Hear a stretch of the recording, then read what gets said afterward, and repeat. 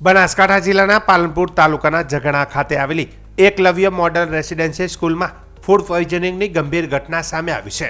School girls હોસ્ટેલમાં બપોરનું ભોજન લીધા બાદ અચાનક વિદ્યાર્થીઓને ઉલટી, પેટમાં દુખાવો અને ચક્કર આવવાના લક્ષણો જોવા મળ્યા હતા. ઘટનાની ગંભીરતા જોતા કુલ 38 વિદ્યાર્થીઓને તાત્કાલિક પાલનપુર સિવિલ હોસ્પિટલમાં દાખલ કરવામાં આવી હતી. પ્રાથમિક માહિતી મુજબ શરૂઆતમાં આશરે 10 વિદ્યાર્થીઓમાં ફૂડ પોઈઝનિંગના લક્ષણો દેખાતા તેમને તાત્કાલિક સારવાર માટે હોસ્પિટલમાં ખસેડવામાં આવી હતી. ત્યારબાદ વધુ વિદ્યાર્થિનીઓમાં પણ સમાન લક્ષણો જણાતા સંખ્યામાં વધારો થયો હતો. જિલ્લા આરોગ્ય વિભાગે ઘટનાની જાણ થતાં તાત્કાલિક કાર્યવાહી કરી સારવારની વ્યવસ્થા સાથે ભોજનના સેમ્પલ લઈ તપાસની પ્રક્રિયા શરૂ કરી છે. આ ઘટનાને લઈને વાલીઓમાં ભારે રોષ જોવા મળ્યો છે. વિદ્યાર્થીના ભાઈ ખરાડી મુકેશે ગંભીર આક્ષેપ કરતા જણાવ્યું હતું કે સ્કૂલ સંચાલકોની બેદરકારીને કારણે આ ઘટના બની છે. 35થી વધુ છોકરીઓની તબિયત ખરાબ થઈ હોવા છતાં કોઈ વાલીઓને સમયસર જાણ કરવામાં આવી નથી. મને પણ મારી બીજી બહેન પાસેથી ખબર પડી. આ ગંભીર શોષણ અને જવાબદારોને કડકમાં કડક સજા થવી જોઈએ તેમ તેમણે જણાવ્યું હતું. તો બીજી તરફ સ્કૂલના આચાર્યોએ વાલીઓના આક્ષેપોને ફગાવતા કહ્યું હતું કે તમામ વિદ્યાર્થીઓને વાલીઓને સમયસર જાણ કરવામાં આવી હતી અને સ્થિતિ પર સતત નજર રાખવામાં આવી રહી છે. તો બનાસ મેડિકલ હોસ્પિટલના સુપ્રિન્ટેન્ડન્ટ ડોક્ટર સુનિલ જોશીએ જણાવ્યું હતું કે હાલ 1-2 વિદ્યાર્થી સિવાય બધીની તબિયત સારી છે. તમામને જરૂરી દવાઓ, ઇન્જેક્શન આપવામાં આવે છે, જેના કારણે ઉલટી અને દુખાવામાં રાહત મળી છે. કુલ 38 વિદ્યાર્થીઓને દાખલ કરવામાં આવી હતી અને મોટાભાગની સ્થિતિ સ્થિર છે. પાલનપુર સિવિલ હોસ્પિટલના ડોક્ટરના જણાવ્યા મુજબ ઘટના બાદ સ્કૂલનો સ્ટાફ પણ હોસ્પિટલમાં હાજર રહી બાળકોની દેખરેખ રાખી રહ્યો છે. ફૂડ પોઈઝનિંગનું ચોક્કસ કારણ જાણવા માટે વધુ તપાસ હાથ ધરવામાં આવી છે અને આરોગ્ય વિભાગની રિપોર્ટ બાદ જ ઘટનાની સાચી હકીકત સામે આવશે.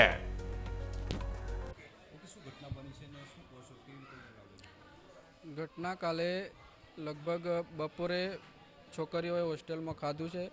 મારી બેન 12માં ભણે છે, એમની અત્યારે એક્ઝામ ચાલુ છે અને પછી એ લોકોએ બપોરે ખાધું, એના પછી એક્ઝામ આપવા ગયેલા છે અને લગભગ ખાધા પછી 4-5 વાગે જેવું એમને પેટમાં દુખવાનું, પેલું આપણે ઉલટી થવાનું એવું થયું અને શાળાને ખબર પડી એટલે આ લોકોએ લગભગ રાત્રે કંઈક આ પાલનપુર સિવિલ હોસ્પિટલમાં દાખલ કરેલા છે. આ બધું કર્યું એ તો ઠીક, આટલો મોટો પ્રોબ્લેમ હોવા છતાં ક્યાંય લગભગ 35થી 36 છોકરીઓને દાખલ કરેલી છે પાલનપુર સિવિલ હોસ્પિટલમાં અને તેમ છતાંય વાલીઓને ક્યાંય કોઈ જાણ નથી સાહેબ. મેન પ્રોબ્લેમ ત્યાં આવીને ઊભો રહે છે સાહેબ. આ તો અમારી બેન છે અત્યારે, એમને આ લોકોએ ડાયરેક્ટ દાખલ કરી દીધી, તો એમની જગ્યાએ એમની કોઈક બેન દીકરી હોય, એમનું નાનું છોકરું હોય તો એ લોકો આવી રીતે ડાયરેક્ટ કોઈને જાણ કર્યા વગર કરી દેશે. આ નાના છોકરાઓને કંઈક થઈ ગયું તો જવાબદાર કોણ સાહેબ? એ જ અમારી માગણી છે. અને આમાં આ એક જ વાર ઘટના નહીં, આ તો વારંવાર ઘટનાઓ ઘટે છે. કહેવાનો મતલબ કે સ્કૂલ સંચાલક અને જે કોઈ સ્કૂલમાં છે, ગુરુ માતાઓથી લઈ, પ્રિન્સિપાલથી લઈ અને સંચાલકોથી લઈ અને જે ખાવાનું બનાવવા સુધીના બધેલા મળેલા જ હોય સાહેબ. એટલે એના કારણે આ બધું પ્રોબ્લેમો થતા હોય અને આટલા બધા પ્રોબ્લેમો થાય તેમ છતાંય કોઈ બોલવા તૈયાર નથી અને આ ગંભીર બાબત કહેવાય સાહેબ. મેનેજમેન્ટને અને શાળાને અમારી એવી જ માગણી છે કે સાહેબ તમે સારી રીતે છોકરાઓને રાખો, સારી રીતે જમાડો, એ જ અમારી માગણી છે. અને આમાં બીજી વાર આવી ભૂલો ના થાય એના માટે તપાસ થાય અને સજા થાય એવું છે. ખરાડી મુકેશ કુમાર રત્નાભાઈ.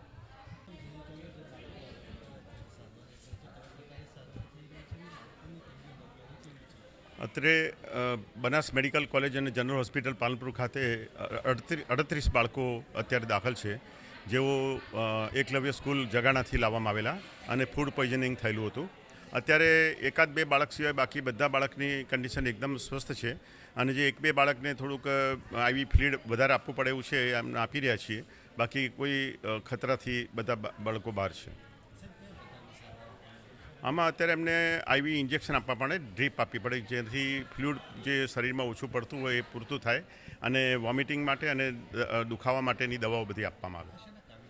આમાં ફૂડ પોઈઝનિંગમાં અનેક પ્રકારના કારણો હોય છે. એમાં બેક્ટેરિયલ પણ હોઈ શકે છે, ઘણીવાર વાયરલ પણ ઇન્ફેક્શન હોઈ શકે અને બધા એ જ્યારે લેબોરેટરી ટેસ્ટમાંથી ખબર પડે કે કઈ જાતના ઇન્ફેક્શન ખોરાકમાંથી આવ્યું છે, એ ખોરાકની તપાસ કરીને એની બાયોકેમિસ્ટ્રિકલ તપાસ કરીએ તો જ ખબર પડે કે કયા જંતુઓ એમના શરીરમાં, અથવા તો બાળકોના શરીરની અંદરથી બાકી જો સંડાસ વધારે થતું હોય તો એમાંથી સ્ટૂલમાંથી ખબર પડે કે એમને કઈ જાતનો રોગ લાગુ પડ્યો છે.